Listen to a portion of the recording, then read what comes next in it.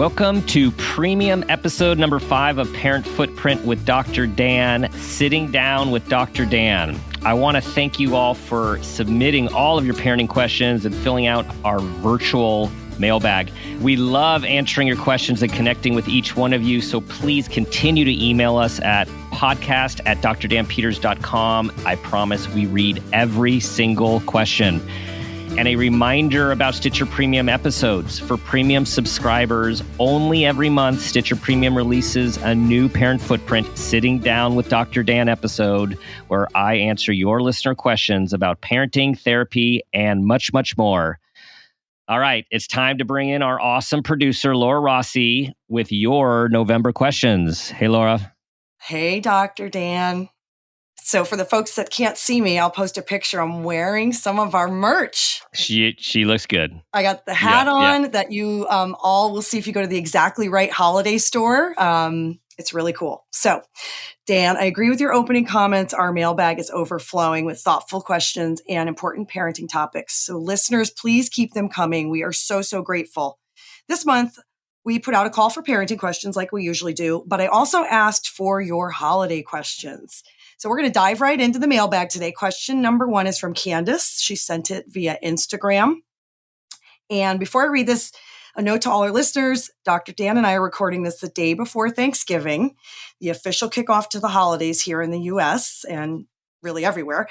So Candace's questions are really timely and I think are going to resonate with listeners. So Candace writes, I'm tired of the commercialism of the holidays, and I just want to turn down the dial on decorating and shopping this year. How do you do this when you aren't on the same page for holiday celebrations with your family? I'd like to create experiences and things that they want. I'd like to create experiences, and they all want things. That is such a good question. And Candace, one that I resonate with very, very much. And my wife and I have really talked about this over the years and how to move in this direction. So great question. And I think there's a lot of ways to go about this. That's the good news. One thing is just that you have this awareness that this is what you want to do. You have this intention to move from stuff to experiences. I think it's important to stake that claim yourself, which you have, and then also as much as possible to share it with those who are in this family system in a way where it will not seem too off-putting or judgmental.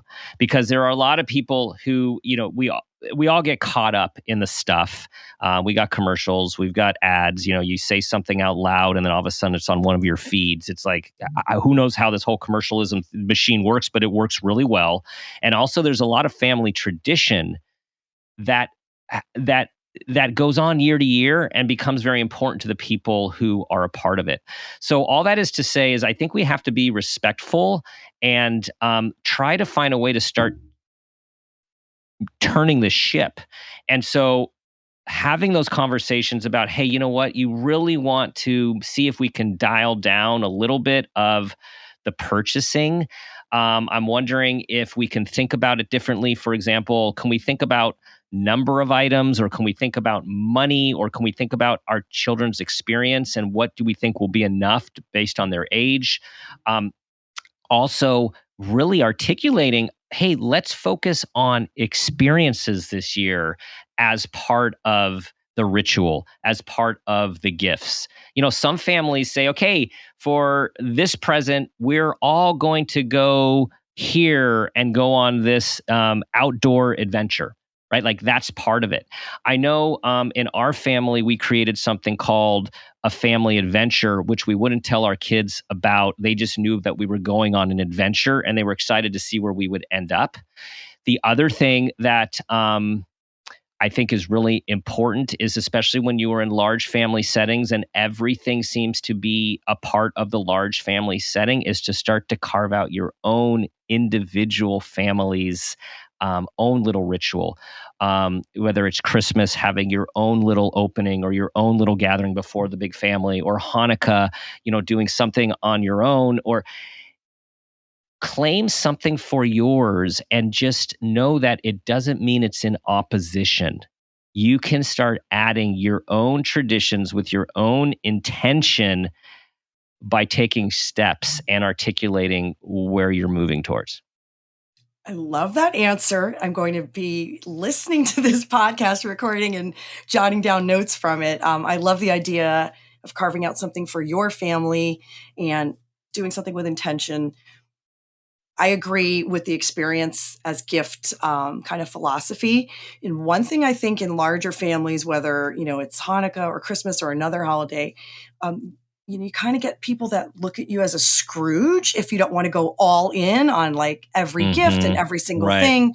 What we've done in our family to try to bypass that is talk about a charitable donation where we can maybe donate to something as a whole big family, or similar, a cause that we're really interested in.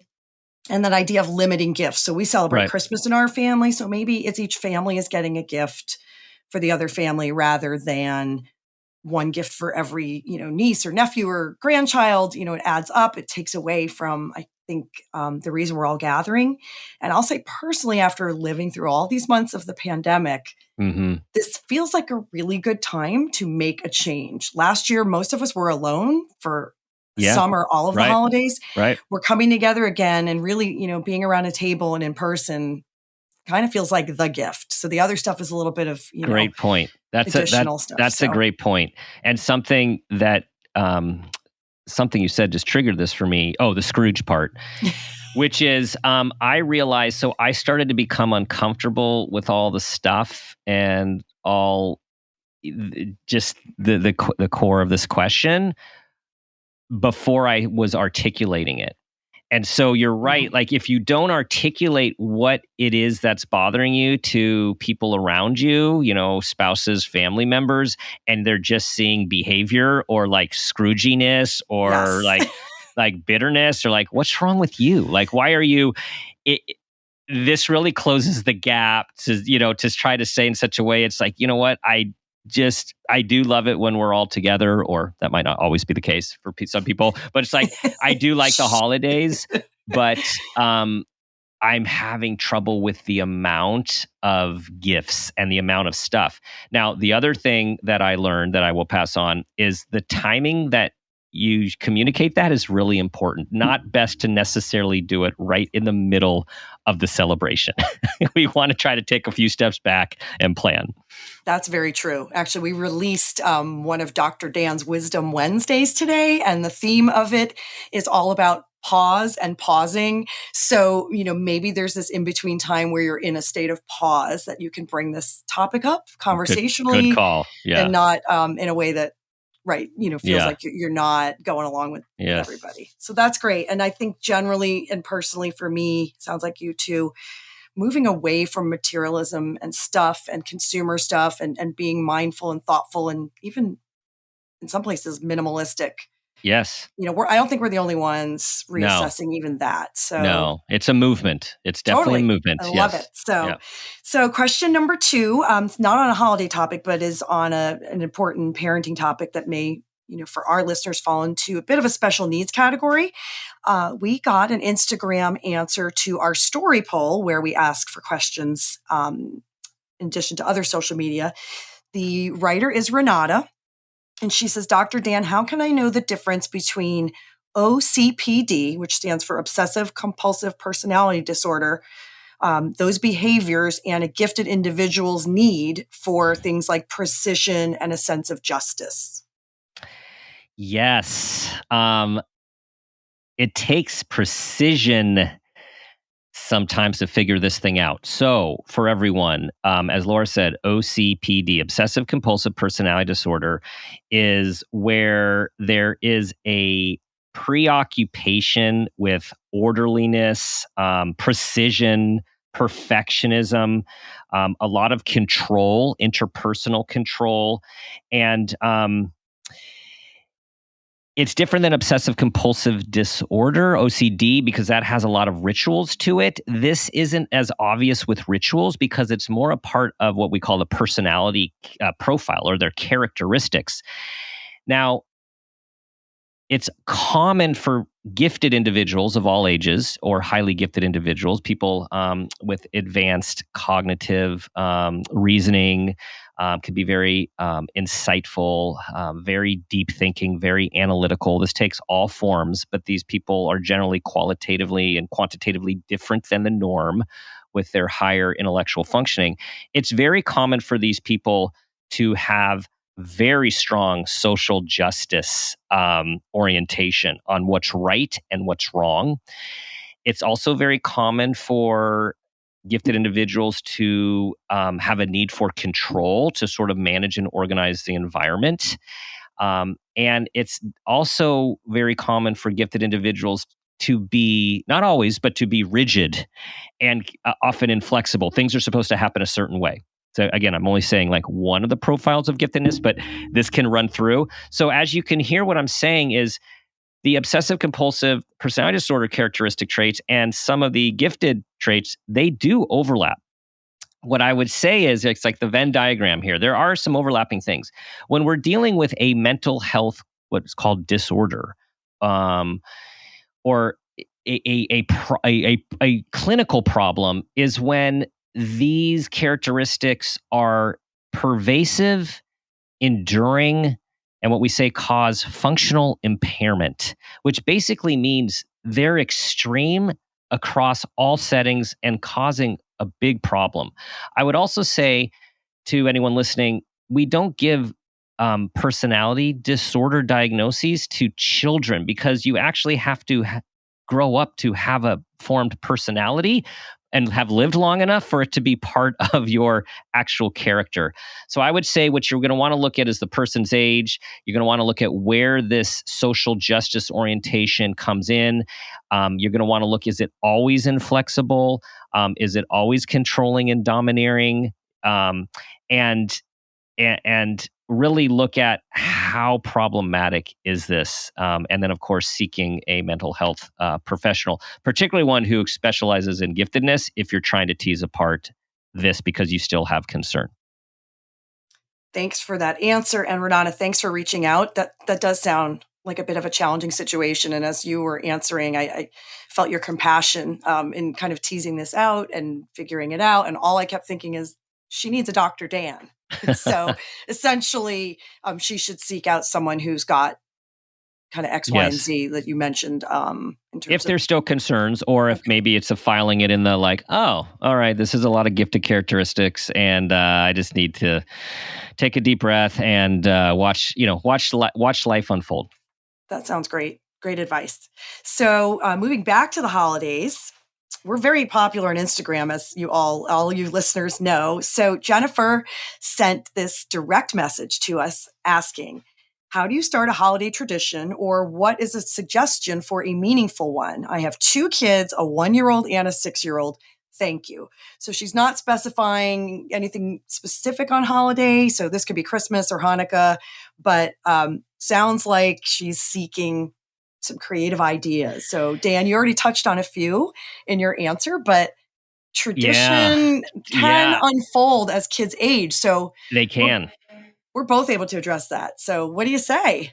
Well, first of all, it's really cool that 1-year-old and 6-year-old, and as you said, Laura, I mean, traditions can start at any time, especially when your kids are really young. It's so fun to start them because they don't know any different. Like when you think of what our traditions are growing up in your family, how many times did you realize like that isn't just this is just a family tradition? Everyone doesn't do this.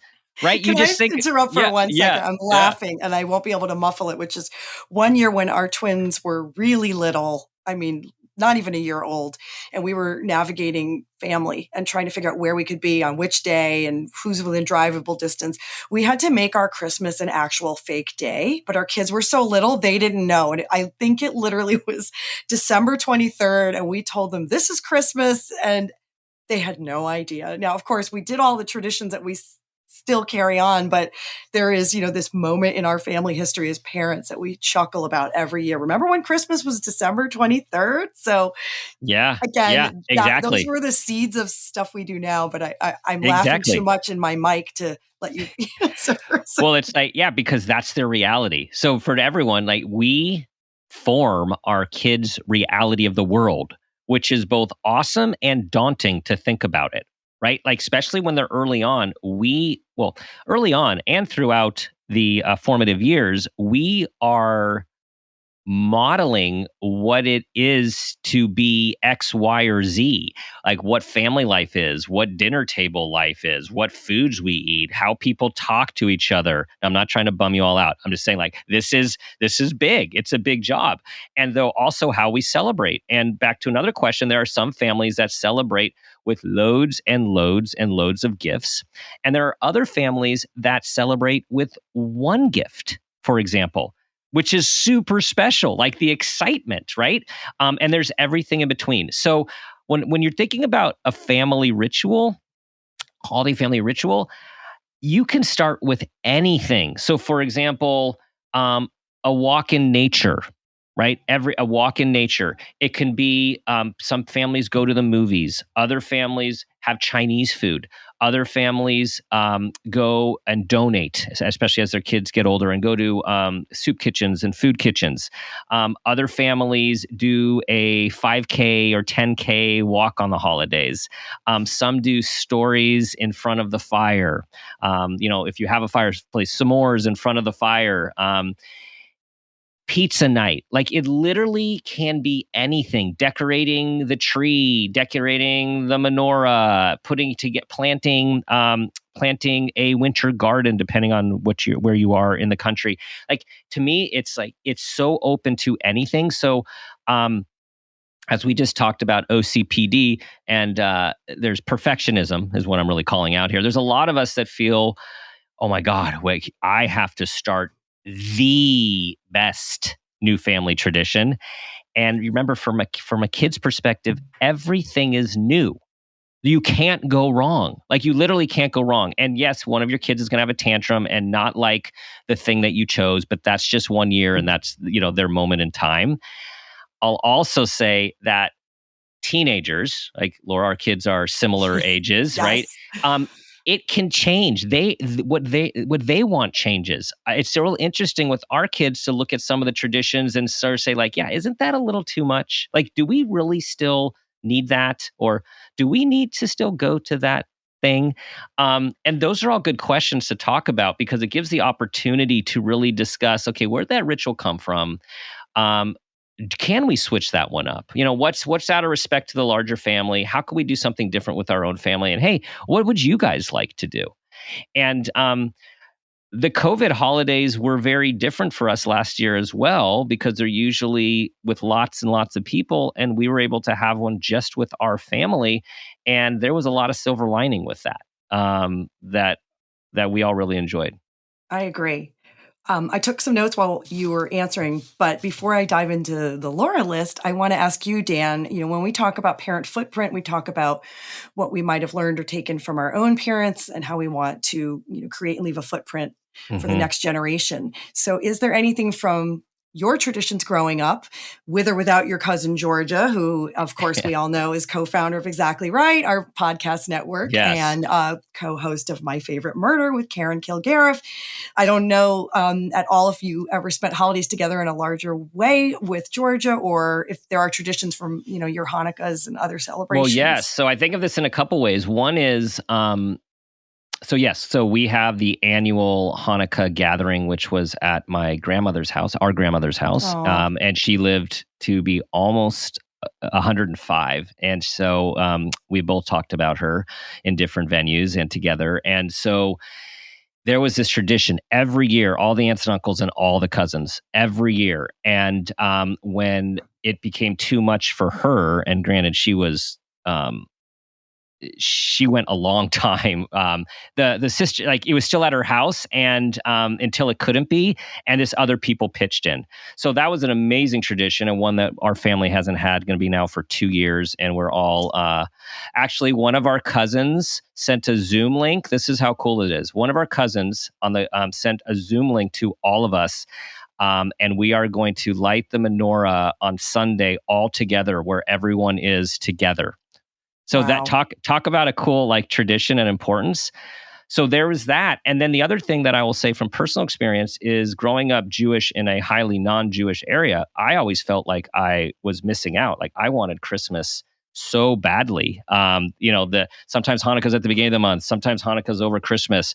Your friends can never do anything during Christmas. It's like you're stuck with your family on a holiday that's not your holiday. Like it was really conflictual for me. And then I married someone who celebrates Christmas, and it was the most exciting time for me to participate in Christmas. And our family has lots of traditions, and so we go, as we say, both ways. So we celebrate both, and we have different traditions within each holiday. And the other thing I'll add, I was thinking about and I didn't say, is we had to talk about the too much stuff when you have 8 nights of Hanukkah and then you have Christmas. It was like, this is way too much stuff. Like we need to think about how do we do both. So we made modifications about, every other night you guys get a present. And as they're getting older, less on Hanukkah and more meaningful to them instead of just stuff. So yes, we're still working on it as well. I love it.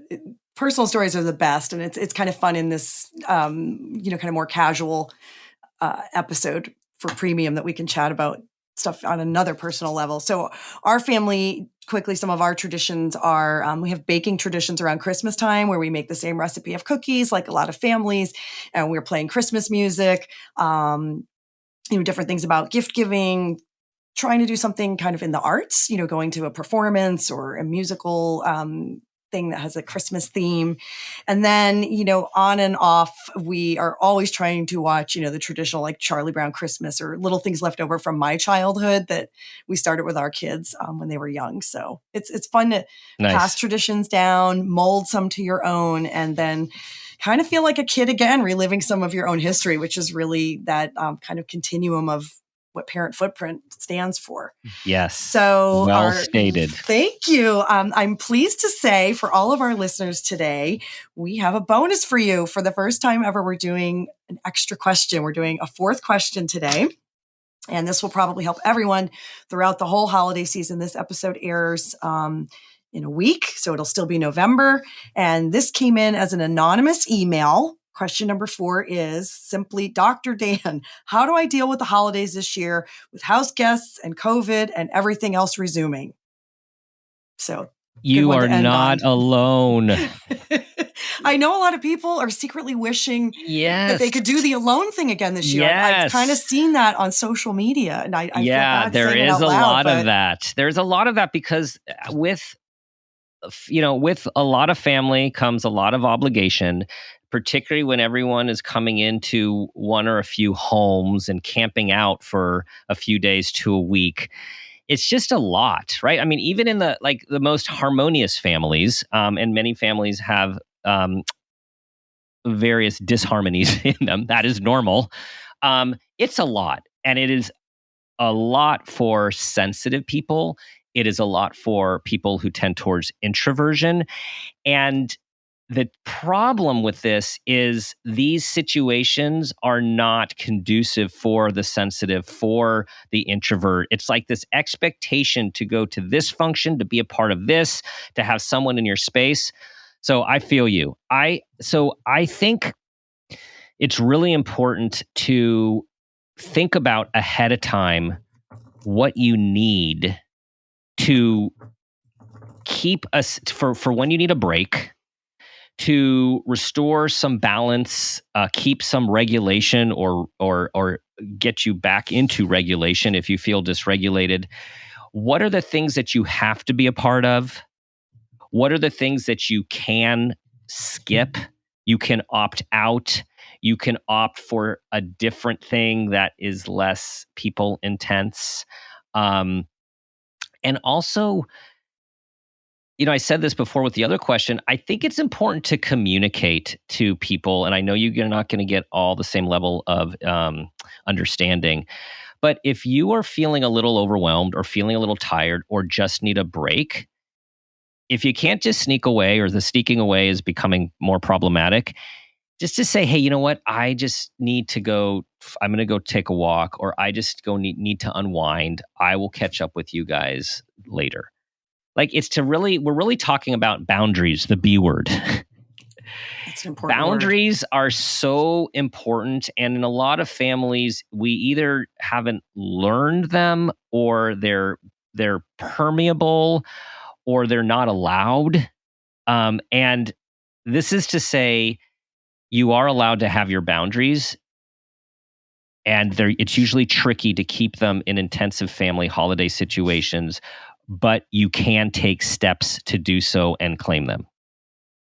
Yes, I'm hearing all this, and I'm nodding my head You are. enthusiastically because we're all a little bit out of practice. I mean, I That's don't true. think there was a calendar year holiday that we really spent together with any of our family really in person in a typical way last year. We had some outdoor things bundled up with coats and s'mores and dropping off a pumpkin pie, but nothing that was really that kind of intense family time together. So I will add, coming from a big family, we're Italian American, one thing we do is we figure out how everyone can have some personal space, because we do have one definite special needs child in the family that happens to be my son, but we have, other kids that might be just kind of called quirky that need their downtime, and whether it's reading a book quietly or being in a room separately from some of the activity.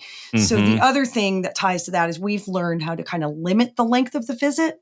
So if everyone's coming to one house, maybe the family with the special needs kid can only really do one night, come for the holiday, sleep over, and then leave the next day. And that can really support that child that needs regulation. And, it's not offending anyone. And you talk about these things, I've learned, because we've navigated this since birth. You have to put that out there early. So it's going back to your earlier answers about communication. So that's one of kind of the tips that we learned, partly because we're in that special needs world. Unplugging goes along with your concept of taking a walk. And we know this is proven anecdotally as well as scientifically, that getting outside can make a world of a difference for everyone, regardless of age and personal needs, introvert, extrovert. Getting out in nature, just wear the right clothes if it's cold, and, just spend a little time in the sunshine, and, just try to mingle that way, because it breaks up that intimate space where everyone is kind of pushed together.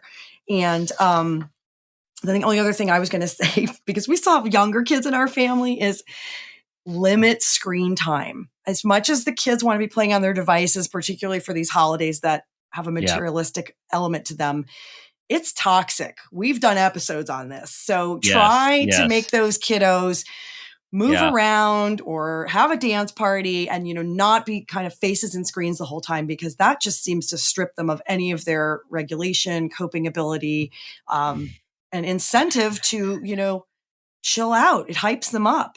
Right. So it does. It's multi-layered, because you're getting a lot of electronic stuff often these days, technology on the holidays. And also parents are like, oh, I can get a break. Let's get these, they can be glued to a screen and I actually get a break.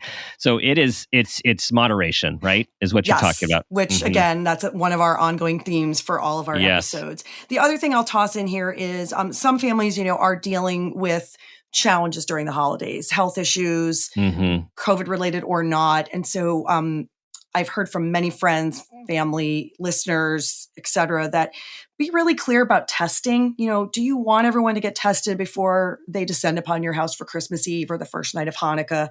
It's really easy. You can make an appointment. Tests are everywhere. We're not sort of talking about the vaccines here. We're talking more about just, what do you need to do if you're staying at someone's house for their own comfort level, to have you as a guest, and doing that in a clear way if you're the host, but also just if you're attending something and you feel really strongly about knowing where everyone's been.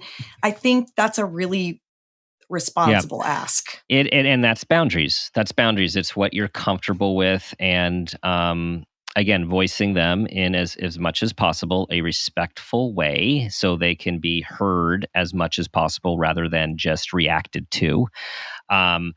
Because a lot, that's obviously a loaded topic with testing, but there's also, it's loaded with ritual and holiday ritual and people expecting to be a part of it. And the other thing I was thinking, Laura, is how your family is evolved in terms of that communication.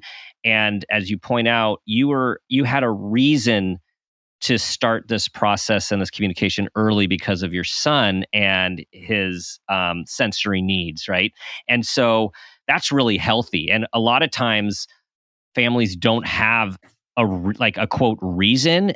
It's still the reason. So you are the reason, everyone. Like, you're the reason. And the other thing I was thinking about, to be fair to all personality profiles, we're talking about this highly sensitive, and we're talking about people who can have sensory overload and introverts. There's also extroverts' needs feed off of people. Their energy, like, literally is fueled by being with people, being with family, the family rituals. And that's why also we have to realize, like, a lot of this other side, so to speak, comes from this wonderful desire to be together. So it's just about how this neurodiversity, right? We always get back to Yes. neurodiversity. It's how everyone's profile can be understood, appreciated, and then taken into account, everyone's needs as much as possible. That's great. And we're all about, we want to make the world a more compassionate place. Yes, and we do that through our podcast and through your, wonderful advice. So that wraps up the list of questions. And I want to wish everyone a happy holiday season before Dan takes us out. Thank you, Dr. Dan. Thank you, Laura, for everything. I am grateful for you and Phil and Exactly Right Media that we get to all do this together. Yes. All right, everyone, be sure to listen to our regular episodes, which I know you do, Parent Footprint with Dr. Dan. We have episodes every Thursday. And as you know, because you are part of this, our new Stitcher Premium bonus episodes every month. Follow us at Parent Footprint Podcast on Facebook and Instagram, and on Twitter at Dr. Dan Peters. You can learn more at www.drdanpeters.com. As always, please rate, review, and subscribe and share. And as always, I will leave you with the guiding question: what footprint do you want to leave?